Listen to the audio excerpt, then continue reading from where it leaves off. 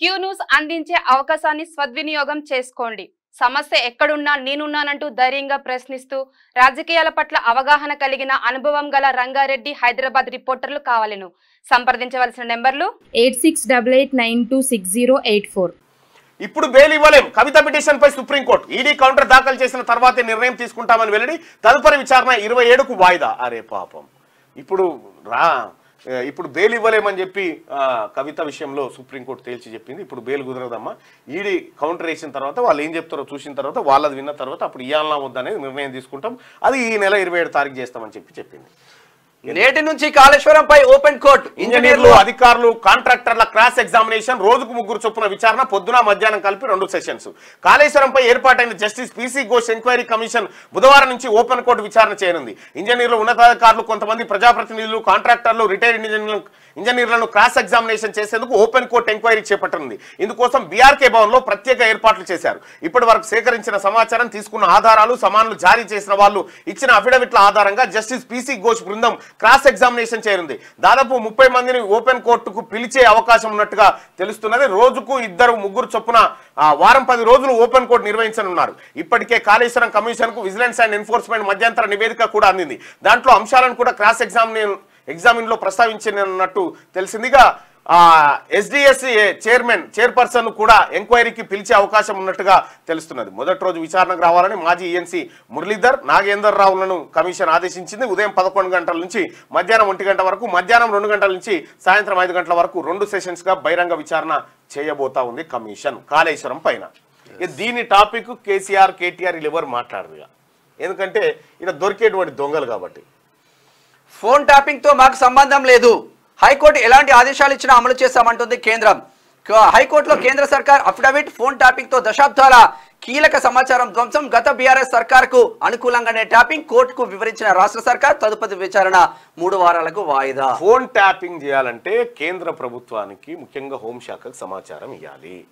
ఆ phone tapping చేసేది సంఘ విద్రోహ శక్తులను, ఉగ్రవాదులను, ఇటువంటి వాళ్ళని చేస్తారు. సో అట్లా చేయకుండా మా అందరి ఫోన్లు ట్యాప్ చేసి మమ్మల్ని మా ఫోన్లో ఏం మాట్లాడుతున్నారు అనేది ఫోన్లు నేను గతంలో మొదటి నుంచి మొత్తుకుంటూనే ఉన్నా. నా ఫోన్ ట్యాప్ చేస్తుర్రు అని చెప్తానే ఉన్నా. మొన్న అడ్డంగా దొరికిరు, తీన్మార్ మల్లన్న ఫోన్ కూడా ట్యాప్ చేసినామని చెప్పి ఒప్పుకున్నారు. రాధాకిషన్ రావు స్టేట్మెంట్లో, కన్ఫెషన్ స్టేట్మెంట్లో చెప్పిండు. ఏమని చెప్పిండు ఆ కన్ఫెషన్ స్టేట్మెంట్లో క్లియర్గా మీకు ఒకసారి చూపిస్తా. భార్యాభర్తల ఫోన్లు కూడా విన్న దుర్మార్గులు ఇల్లు. ఇంటెలిజెన్స్, ఫోన్ ట్యాపింగ్ మొత్తం లీడర్ల కోసమే ఉన్నది. Similarly, in the month of August 2021, Chintapandu Naveen alias Tinmar Malanna, a freelance news reader on YouTube, was arrested by AS on the instruction of SIB chief. In some extortion case booked against him in Chilkalguda area, he is a severe critic of CM KCR. Pedda ayinanu critic chesta untadu and used to irritate him with him is continuous criticism. KCR nu irritate chesta unnadu. His family members and government policies in kuda criticize chesta unnadu. He had contested MLC graduate constituency elections in early 2021 and had given tight fight to TRS party. SIB chief had been asked by CM to put him under continuous surveillance and Pranit Kumar used to share information about Tinmar Malanna to me regularly based on his surveillance. We also used to discuss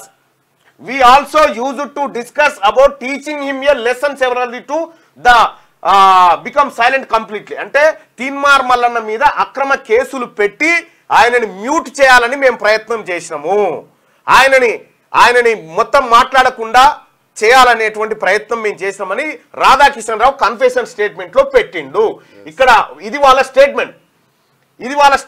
ఈ statement లో clear గా బాధితుడు కాదు, SIB chief ఆదేశాల మేరకు ఒక extraction case book చేసి తద్వారా ఈ కేసులన్నీ పెట్టించి ఇట్లా చేసినామని చెప్పి వాళ్ళు ఒప్పుకున్నారు. SIB చీఫ్ కి ఇచ్చింది ఈ పెద్ద ఆయన ఎవరు? కేసీఆర్ చెప్పిండు SIB చీఫ్ కు ఇట్లా చేయరి, ఆయనని క్లోజ్ చేయరని. అయితే ఈ రకంగా చాలా ప్రయత్నాలు చేశారు. మీ అందరు చూసారు సోదరులారా. క్యూనిస్ పైన జరిగిన దాడులు కానీ, మా అరెస్టులు కానీ, మా లెక్క కానీ మీరు అందరు చూసారు. అయితే ఇక్కడ నేనేం చెప్పదలుచుకున్నా, ఇప్పుడు ఈ స్టేట్మెంట్ రికార్డ్ చేసింది ఎవరు? తెలంగాణ పోలీసులు. ఏది ఫోన్ ట్యాపింగ్ కేసులు రికార్డ్ చేసి కోర్టుకు సబ్మిట్ చేశారు. ఇప్పుడు నేనేమంటున్నా, ఇక్కడ గతంలో కేసులు పెట్టినటువంటి వాళ్ళే తీన్మార్ మల్లన మీద తప్పుడు కేసులు పెట్టి ఆయన నిర్బంధించాలనుకున్నాం అనేటువంటి మాట చెప్పిన తర్వాత ఇప్పుడు నా మీద పెట్టినటువంటి 60-70 కేసుల పైన ఈ రాష్ట్ర ప్రభుత్వం ఏ నిర్ణయం తీసుకుంటుంది?